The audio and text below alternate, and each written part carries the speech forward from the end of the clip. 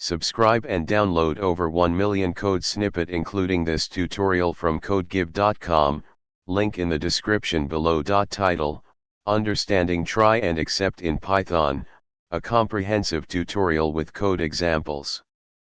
Introduction. Exception handling is a crucial aspect of writing robust and reliable Python code.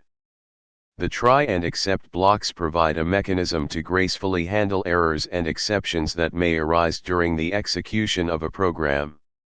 In this tutorial, we'll explore the basics of the try and except statements in Python, along with practical code examples.